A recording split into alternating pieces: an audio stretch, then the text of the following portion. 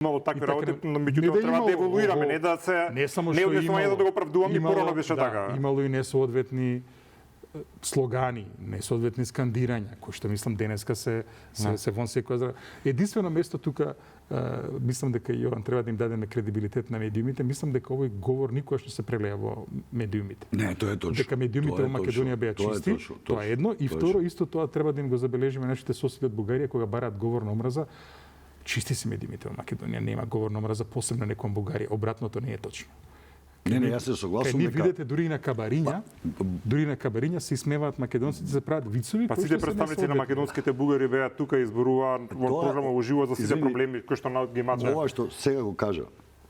Таквиот однос на медиумите да го имаме и во другите аспекти. Да, точно. Тоа е фактички тоа што треба образовна функција на медиумите. И они со тоа што го избегнуваа јазикот на омразата, што внимава не подгрева атмосфера, ја релаксира атмосферата во Македонија. И тоа е сигурно големо признање треба да се даде на нив за тоа. И на другите сегменти треба исто да го задржат. Тоа е моќта на медиумот да го моделира општеството. А што ти си пришол на оваа тема, сметаш дека ова е еден вид на граѓански исчекор ова што го зборуваш? Како не, ама не, сигурно, не само согласањето. Целиот однос последниве години веќе. Ние рано ние уште сме затворени и уште имаме проблеми, уште имаме. Тоа не можеме да го решиме ние сигурно. Пази, на крај на крајот треба да бидеме свесни. Македонија е мала држава. Да. Ама има многу тешки проблеми. И ова што го зборувавме сега, што беше прашањето. Види, токму заради тоа што доаѓаме од едно сложено општество. Мајчин јазик е светиња, да се разбереме. Сега, одговорноста за вакви ситуации е кај организаторот. Организаторот треба да возможи секој да се чувствува добре дојден и соодветно да може да одговори на настанот. Јас сум убеден дека министерката ништо лошо немала никаква лоша намера. И тоа сакала да ги разбере. Нема лоша намера да разбере позициите во иста влада се на крајот на кришта да го поддржи градоначалникот. Градоначалникот може да се потруди малку повеќе, нели, да овозможи, нели, симултан превод и сите тие работи кои што доаѓаат. Меѓутоа пак да се разбереме, мајчиниот јазик е светиња, точно. Во Македонија јазикот има една друга потребна вредност. Во земја македонскиот јазик во Македонија е извор на правото, исто така, што не значи дека не се преведуваат сите законски норми на албански, на другите јазици и така натаму. Меѓутоа пак ќе кажам, направивме некои исчекори, да ги консолидираме тие исчекори, ако треба да ги унапредиме и така натаму. Еве сега едно време се сеќам дека се расправавме. Па сега дали да се вее едно знаме, дали да се веат две знамења, дали да се веат три знамења. Гледаме новиот градоначалник на Кичево, вели сека си остане како што си беше. Значи дека тој вели дека нема да игра политика со символи. Знаеме дека символите се осетлива работа. Исто и со јазиците. Имавме неколку ситуации. Точно дека се извинувам што е прекрам, точно дека символите се осетлива работа и сите осетливи теми во едно мултиетничко општество сте строго регулирани со закон, со тој употребата на знамењата. Каде се вее знамето, каде е македонското, као е другото знаме на заедница, кај нас тоа не се почитува. Не, законот е една ситуација, втора ситуација е легитимитетот на законот околу символите. Значи ние покрај тоа што имаме закон треба да веруваме во тој закон и тој закон да не штити. Сакав да кажем, ја знаете онаа одредба дека во секоја општина, нели, толку над 20% од граѓаните зборуваат определен јазик, тој јазик е во службена употреба. Меѓутоа имаме во Македонија ситуација, многу општини каде што и јазици на помали заедници добиваат службен статус. Тоа е позитивен исчекор и така натаму. Значи тоа што сакам да го кажам е дека направивме еден исчекор, ајде да го консолидираме овој исчекор, да чекориме понатаму. Истовремено, мислам дека треба да бидеме малку поостри кон секој овој говор на омраза и мислам дека како медиум и другото, вашата роља е и на тој начин. Понекогаш не зборам сега за Канал 5, не реагирај. Како што знаеш да реагираш. Меѓутоа често се случува, нели, трпам критика. Не, често се случува, значи живееме во општество кога, нели, медиумите сакаат гледано, сакаат кликови на YouTube и така натаму. И вие сакате вечерва да ве гледаат тука сигурно. Да, меѓутоа водителот кој ќе забележи на таква расправа треба да прекине да се осеќа во корен наместо да остави тоа да се развие и да добива кликови. Ќе си ги запишам сите новинарски лекции и што ги добих вечерва, ви благодарам многу. Не, па сме учесници на дебатите, ги гледаме овие работи. Ви благодарам. Сега ајде последно прашање околу изборите. Една појава има во Пак изборите. Да, последно прашање, после вашата омилена тема уставни измени и Европска унија. Ни едното, ни другото, ни на мене, ни на него не су милени теми, амајде. Ич. Добро, зашто сакате да зборуваме? Ајде, по една желба на крај, ќе може слободна тема да се кажете што сакате да не ми стане луѓето. Добро, имаш само малце, а имаше една појава што сите избори ни се повторуваат, тоа е овие избори стана, да речем условно кажано, контраверзни, можеби со право и се отвори општествена дебата. Односно тие авиони што ги носеат со гласачи од Швајцарија, од Италија, од Германија, било каде, да гласат на локални избори. Знаеме дека во други држави малце е поинаку регулирано кој може да гласа на локалните избори. Дали според вас е фер за локалните теми да се носи диаспората, да се гласа, или тука треба легислативата да се нема? Ако ги попишуваш и ги ставаш во попис тие што не се во Македонија повеќе од година дена, што зборуваме тогаш? То се мора да се смени. Не дека јас имам против ако луѓето гласат, дали дошле, дали сами платиле, дали некој им платил, мене тоа не ми пречи воопшто. Ако е тоа интерес на граѓанинот да дојде заради својата општина во која што живее или сака да се врати и така натак. Тоа мене ми пречи ако вие ги носите само за да гласаат, затоа што државата не се врши работа кој што треба. Во крајна линија нас не е важно и заради бруто домашниот производ, и заради сите сервисни услуги на државата. Точниот број на население во Македонија што живее, зборам. Вие не можете да планирате развој на мрежата на училиштата ако не знаете колку деца имате. Сега некои држави тоа го решаваат на тоа што после година дена, ако година дена не живееш во државата, они го замрзнува твоето државенство. Не ти го одзима. Кој ќе се вратиш? Ако се вратиш за стално, ти го остава. Продолжиш да бидеш државени. Ама мора да има кочница, не велам за да им сукина некакви човечки права на луѓето. Република Македонија мора да има контрола, зборам као држава, над бројот. Болници, колку кревети ви требаат? Вие мора да го знаете тоа. Не, тука сакам да го поддржам овој аргумент затоа што, на пример, кога беше ковидот, видовме една работа која што за мене беше една интересна работа. На пример, не знаев, тогаш дознав, дека Холандија, кралството Холандија, на холандските заедници не им дава автоматско право на државјанство. Што се вон Холандија. А додека пак без разлика на овие родените во Холандија што се добиваат со државјанство, имаат некој автоматско право. Тоа според нив произлегува од одредбата во уставот која што гарантира пристап кон јавната здравствена услуга. И сега се сеќава, затоа се враќаме на ковидот. Кога беше ковидот, ако добро се сеќаваме, сега малце чудно делува ова, меѓутоа за време на ковидот многу нашинци кои што живеат во странство се вратија овде. Се вратија зашто беше скапо? Затоа што не можеа таму да се лечат овде како можат. Го имаат тоа уставно право им е така. И сега пази, токму затоа холандското решение вели ако не придонесуваш, не можеш да ги уживаш правата, така. Мислам дека веќе доаѓаме до еден степен на софистицираност во Македонија кога треба да ги отвориме овие теми. И тоа пази, мислам мора јасно да се каже. Да. Дека не е ова затоа што ние некого не сакаме или да изиграме некаква незаметничка победа или загуба, не е важно што и да збориме, него дека едноставно државата мора да функционира ако сакаме да секој извини. Реформите. Па не можеме да збориме за реформи ако не ги немаме сите бодатоци внатре, ако не знаеме со што имаме на располагање, ако не преземе болни чекори. Културата на диалог, ако можеме да зборуваме ние тројца овде и да не се закрвавиме или навредиме, треба да постои на сите нивоа. Ако јас отворам тема јавно и кажам дека ние мораме да се преброиме заради нас самите, а највише заради парите што ги даваме, трошиме пари за здравствено осигурување, трошиме пари за образование, социјално осигурување, да не зборувам. Ние мораме да видиме дали тие пари колку ни се доволни, кај одат тие пари. Па не можете вие вака да се однесуваме, разберете, луѓето ќе дојдат, па нека дојдат, ја немам ништо против. Нека си гласат ако да. Ама прашањето е што после тоа заминува. Не, баш кај џабе беа авионите на виза. Знам дека зборам како принцип затоа што мене во генерално ми пречи кога цело време знаеш не само тоа, него и ние, и албанците, и хрватите, и србите, и босанците, сите продавме низ онаа епизода, ајде се да се возможи гласање на диаспората. Да. И на крај се види дека таму па и нема интерес за гласање. Значи, прво затоа што луѓето што се иселени од овде не ги разбираат темите. Посебно кога Ма тој не живее со Посебно локалните теми. па и националните Сега тој теми. може едниот Па и сака националните- споменик, другиот мисли дека треба водовод да има. Не, па и националните теми исто така, ме разбираш. Значи, кога зборуваме за тоа, на што треба да ја насочиме, нели? Да, вниманието. за тоа Така велам. што, знаеш, Тоа оно што јас сум сигурен дека ако ова се каже гласно, за се што зборувавме и вечерва, дека луѓето ќе прифатат во разговор.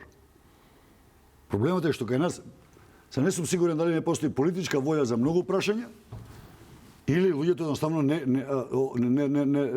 не разбираат, не ги разбираат овие теми за што се зборува. меѓутоа, во моментов таква е регулативата, таков е уставот, секој државјанин автоматски има право и на активен и на пасивен глас. Таа регулатива не гледам дека има иницијатива да се промени, така што додека тоа постои, некој ќе има мотив да го искористи. Да. Меѓутоа и двајцата ќе се согласат дека се овие важни теми за кои што треба да разговараме. Апсолутно. Зашто тогаш ми се насмевнувавте која ја предложив тема така сте е важна? Ама се смееме зашто пази. Не знаеш Ајде како. сега, добро, ќе одам на следната тема тогаш. На следната тема. Повторно тоа проблемите се во позадината, она што е многу важно. И во крајна линија за тие прашања сигурен сум дека ние Боцевски не сме специјалисти. За да можеме ние да Како зборуваме. интелектуалци ве прашам и Да, имате искуство. ама за тоа велам, тоа е многу важно, со тоа тие прашања.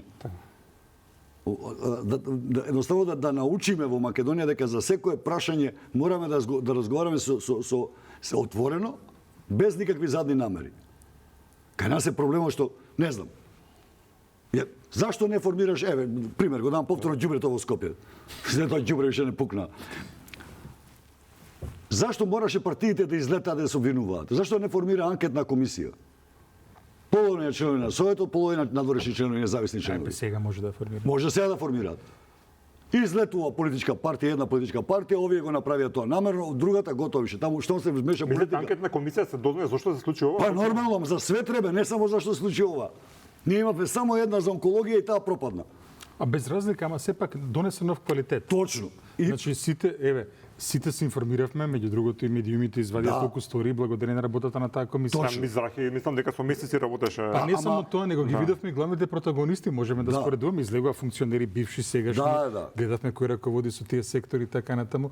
Влеговме, значи за мене беше позитивно искуство. Иако на крајот не ја согласи извештај.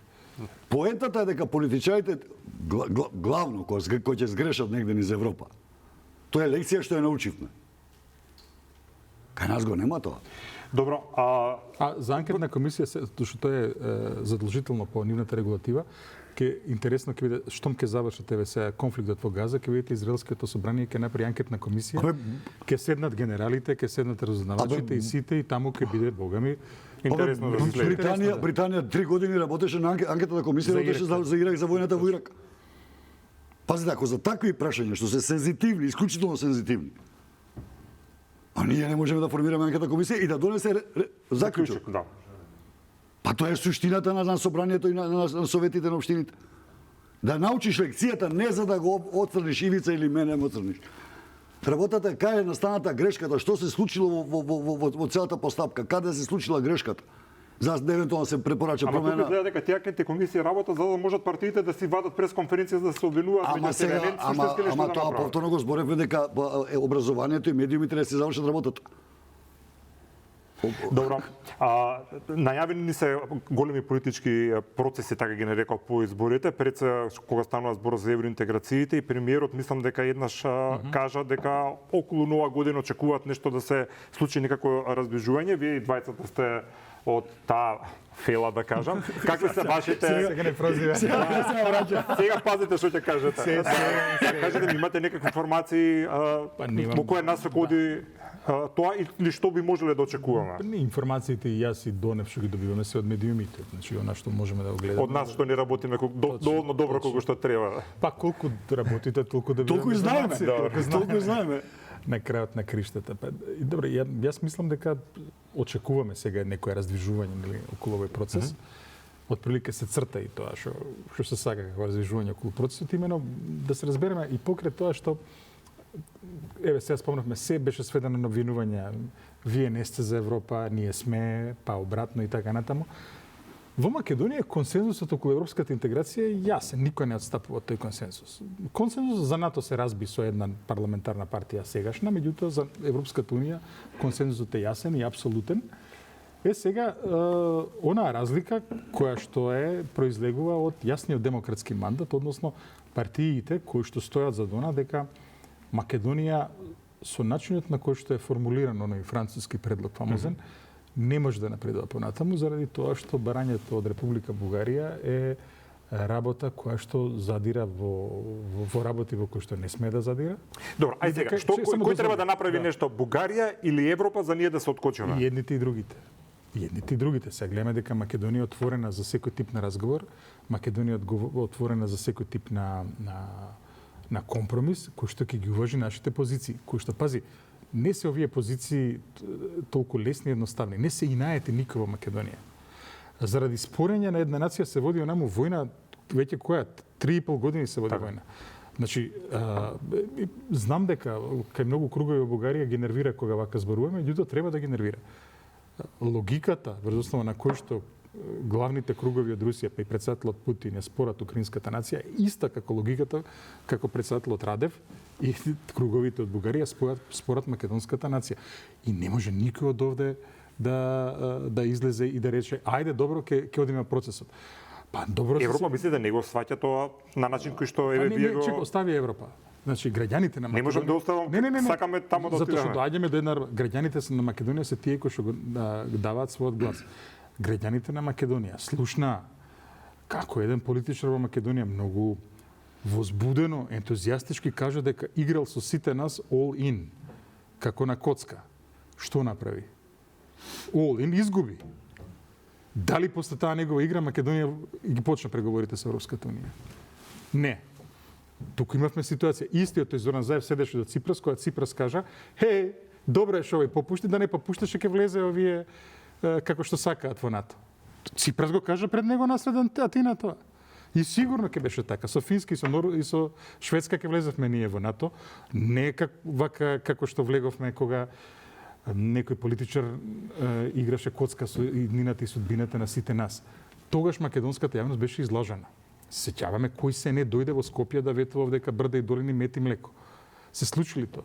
Не се случи. Добро, и што така, сега? Сега нормално е луѓето, нормално е политиката од македонска страна да бара една јасна гаранција дека ова е последниот услов кој што излегува од европското законодавство меѓу Македонија и крајот и завршетокот на преговорите. Така што за мене е сосема логична таа позиција и за таа позиција стои јасен демократски мандат.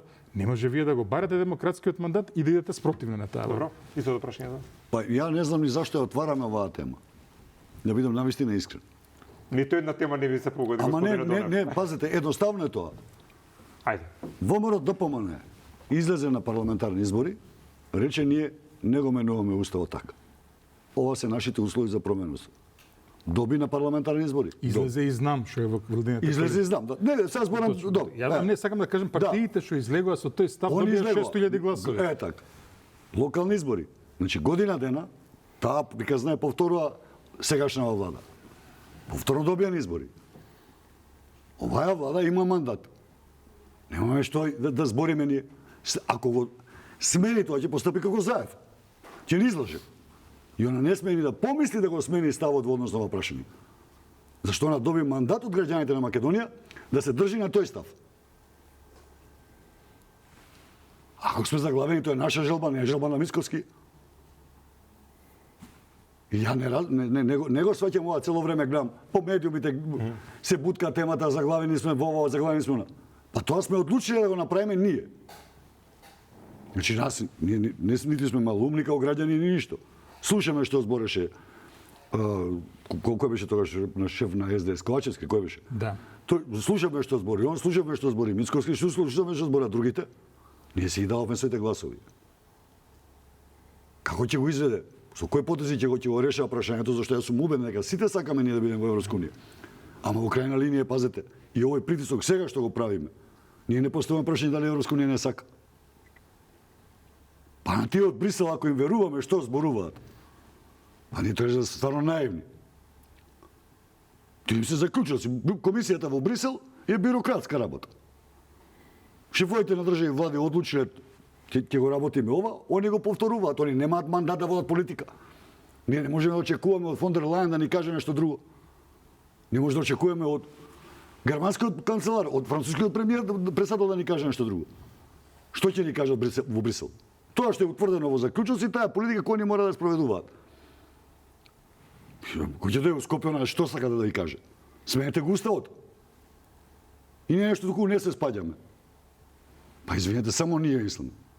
Ја колку што можеме, не мислам. А ако би кажам дека во албанските медиуми нешто ги следам на англиски јазик, дека тема за Европска унија ама нема нигде, евентуално ако направи нешто рамапа да излезе и таква информација. Ние сме обседнати со тоа. И во крајна линија што значи тоа? Почеток на преговори не значи членство во Европска унија. Сме се поставиле прашање ние дали имаме капацитет и човечки и финансиски. И имаме за тоа, ајде сега. Па извини, ако Србија 4 милиарди евра и требаше.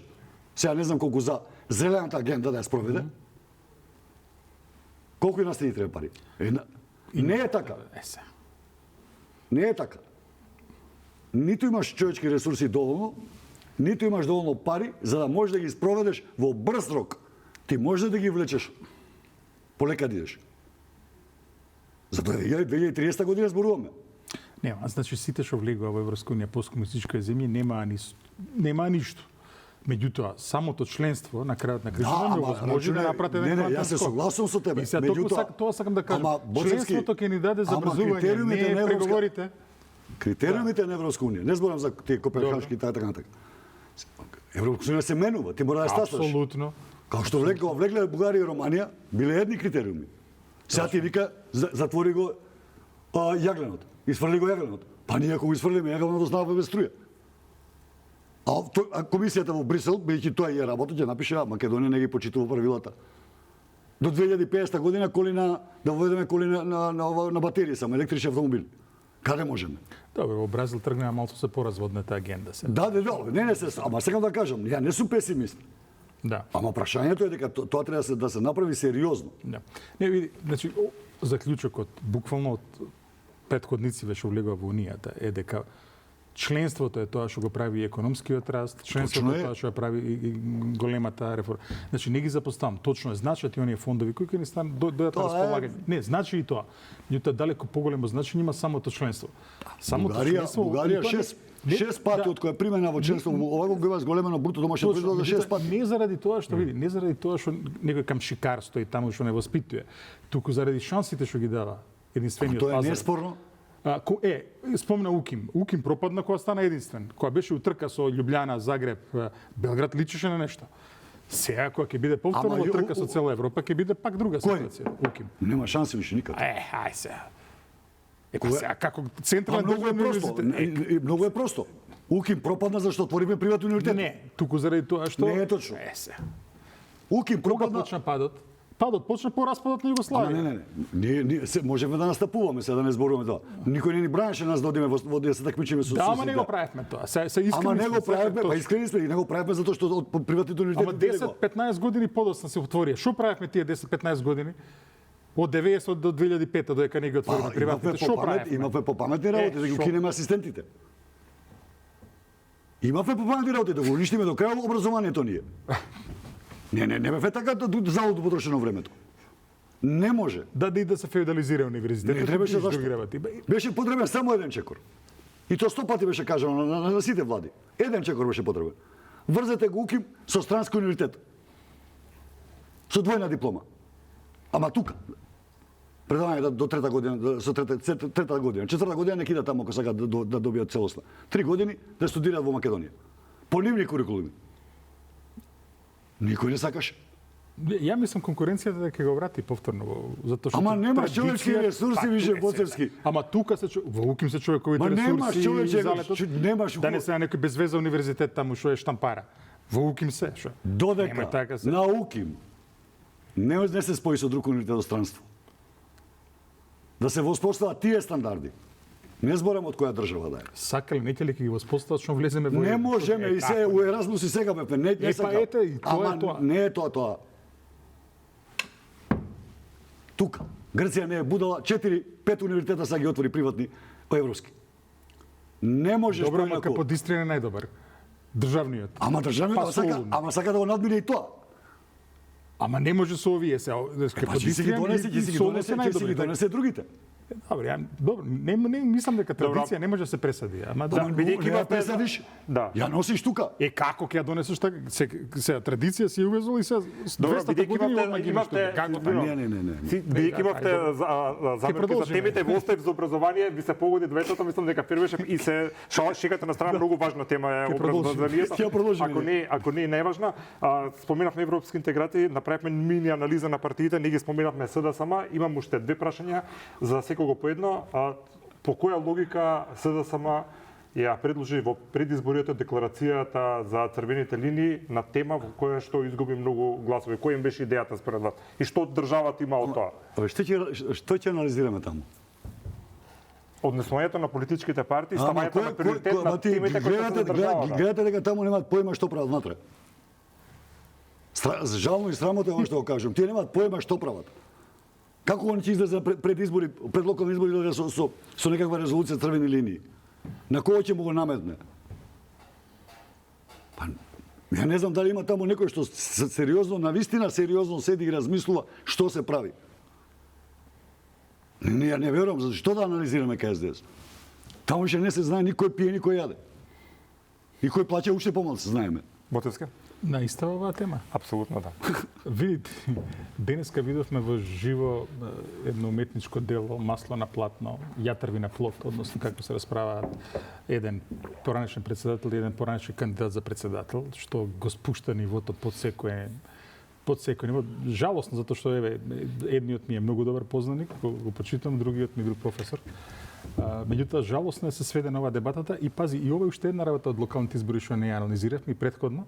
Значи тука ова студио можеби со Донев бев тогаш, зборувавме што од овие избори од 2024 и рековме дека урушувањето на СДСМ ако продолжи во Македонија имаме нови контури на нов партиски систем и дека тоа ќе има трајни последици. Гледаме дека тоа продолжува, односно дека едноставно не може више да наречеме СДСМ народна партија по 200.000 гласови се, не е партија која што произведува премиер, не е стожер. Не може да биде стожер околку ќе се лепат другите. И тоа е еден жалосен крај, меѓутоа искрено последен голем потек на таа партија беше по изборите 2002 година, кога под палката на тогашниот лидер Бранко Црвенковски ти успеа да го вратат суверенитетот врз секоја педа од земјата изгубен во 2001 година. И од тогаш натаму тие беа идејно, идеолошки, програмски мртви. Политичката машинерија работеше, но забревта и ги снема. Сега ќе видиме како тоа ќе се случи понатаму. Ова е лекција меѓу другото и за другиот стожер, за ВМРО ДПМН, дека ако остане само партиската машинерија, ако прекине да произведа нови идеи, може лесно да зариба. И тоа многу побрзо отколку што зариба социјалдемократите. Добро, ви благодарам. И извини само уште една работа. И ова е многу опасно. Да не се лажеме. Македонија е една од ретките држави која што нема крајна левица и нема крајна десница.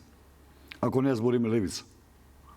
Ама таму не сум сигурен до крај баш. Добро. Али тоа е многу опасен простор се отвара за За екстремите. За екстремите. Добро, ви благодарам на двајца за учеството.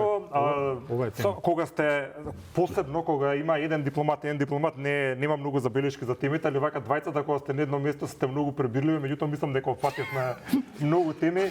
Ботевски му беше смешно на моменти, од зевзекмање колегите добија конкуренција. Слободно, да, ви благодарам на двајцата уште еднаш, почитувани, ви благодарам и вам и останете со програмата на Канал 5.